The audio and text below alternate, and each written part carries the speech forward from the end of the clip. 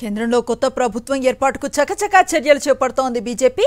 NDA కూటమి నేతలతో కలిసి కాసేపట్లో రాష్ట్రపతి భవన్కు చేరుకోనున్నారు నరేంద్ర మోదీ. ప్రభుత్వ ఏర్పాటుకు అనుమతి కోరనున్నారు.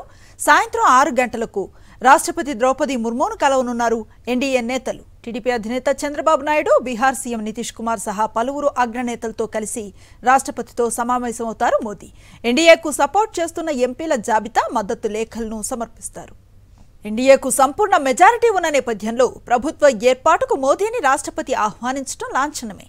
జూన్ 9వ తేదీన భారత ప్రధానమంత్రిగా వరుసగా 3వసారి ప్రమాణ స్వీకారం చేయనున్నారు మోదీ.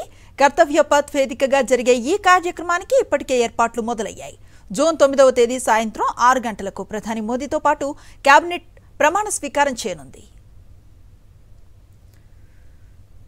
పూర్తి సమాచారం మా కరెస్పాండెంట్ వెంకటేష్ అందిస్తారు. వెంకటేష్, కాసేపట్లో ఎన్డీఏ నేతలు రాష్ట్రపతి ద్రౌపది ముర్మును కలవబోతున్నారు. ఇప్పటికే ఎన్డీఏ సమావేశంలో నరేంద్ర మోడీని తమ నాయకుడిగా ఎన్నుకున్నారు. ఏకగ్రీవంగా ఎన్నిక జరిగినటువంటి నేపథ్యంలో నాయకులంతా కలిసి పార్టీ మద్దతు లేఖలు, ఎంపీల జాబితాను రాష్ట్రపతికి సమర్పిస్తారు. సో అనంతరం ఆమె ప్రభుత్వ ఏర్పాటు చేయాలని వారిని ఆహ్వానించబోతున్నారు. ఆ మేరకు జూన్ 9వ తేదీ సాయంత్రం 6 గంటలకు ప్రమాణ స్వీకారం చేసేందుకు అవసరమైనటువంటి ఏర్పాట్లన్నీ కూడా చకచకా జరుగుతున్నాయి. పొరుగు దేశాధినేతలను కూడా ఈ ప్రమాణ స్వీకార కార్యక్రమాన్ని కూడా ఆహ్వానిస్తున్నటువంటి పరిస్థితి. సో మొత్తానికి ఎన్డీఏ ప్రభుత్వ ఏర్పాటుకు సంబంధించినటువంటి కార్యక్రమాలన్నీ కూడా చాలా సజావుగా జరుగుతున్నాయి. దాదాపు గంటన్నర పాటు ప్రధానమంత్రి నరేంద్ర మోడీ ప్రసంగించారు. ఏమేం చేయబోతున్నాం 5 ఏళ్లలో, దీనికి సంబంధించినటువంటి ఎజెండా కూడా ఎంపీలందరూ కూడా వివరించారు.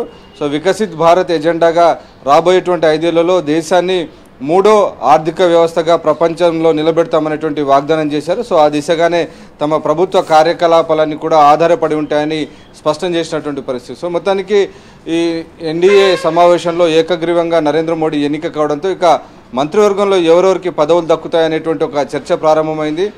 ఎన్డీఏలో పెద్ద పార్టీగా ఉన్నటువంటి తెలుగుదేశం పార్టీ దాదాపు 4 మంత్రి పదవులను ఆశిస్తున్నట్టు సమాచారం. సో ఆ నేపథ్యంలో ఆ పార్టీకి ఏ పదవులు దక్కుతాయనేటువంటి ఒక చర్చ జరుగుతుంది. నిజానికి ఆంధ్రప్రదేశ్ సంబంధించినంత వరకు అమరావతి రాజధాని నిర్మాణాన్ని టీడీపీ ప్రయారిటీగా పెట్టుకున్నటువంటి నేపథ్యంలో ఆ మేరకు పట్టణాభివృద్ధి శాఖ అడిగేటువంటి అవకాశం ఉందని టీడీపీ వర్గాల ద్వారా తెలుస్తుంది. అలాగే పోలవరం నిర్మాణం పూర్తి కావాలనేటువంటి ఒక ఎజెండా పెట్టుకున్నారు కాబట్టి ఆ దిశగా జలశక్తి శాఖను కూడా అడుగుతారనేటువంటి ఒక చర్చ జరుగుతున్నటువంటి పరిస్థితి. అలాగే పరిశ్రమలు, ఇతర ఆంధ్రప్రదేశ్ అభివృద్ధితో సంబంధం ఉన్నటువంటి ముడిపడి ఉన్నటువంటి శాఖలనే ప్రధానంగా కోరుతామని టీడీపీ ఎంపీ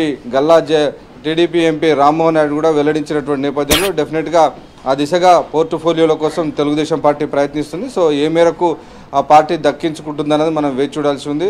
అలాగే ఇటు జేడీఎస్ కూడా వ్యవసాయ శాఖ అడుగుతుందని తెలిసింది. అలాగే బీహార్ నుంచి ఉన్నటువంటి జేడీయూ పార్టీ, రైల్వే శాఖ, ఇక ఇతర ప్రయారిటీ ఉన్నటువంటి శాఖలు తమకు కేటాయించాలని కోరుతున్నట్టు తెలిసింది. అయితే ముఖ్యమైనటువంటి హోంశాఖ కానీ, విదేశాంగ శాఖ, ఆర్థిక శాఖ, ఈ శాఖలన్నీ కూడా, రక్షణ శాఖ, ఈ శాఖలన్నీ డెఫినెట్గా బీజేపీ నాయకులకే దక్కబోతున్నాయి. ఇవి కాక మిగిలినటువంటి వాటిని మిత్రపక్షాలకు అప్పగించే అవకాశం ఉందని తెలుస్తుంది. దీనికి సంబంధించినటువంటి ఎక్సర్సైజ్ ఇప్పటికే బీజేపీ అధ్యక్షుడు, ఆర్ఎస్ఎస్ నాయకులందరూ కూడా కలిసి కసరత్తు చేస్తున్నారు.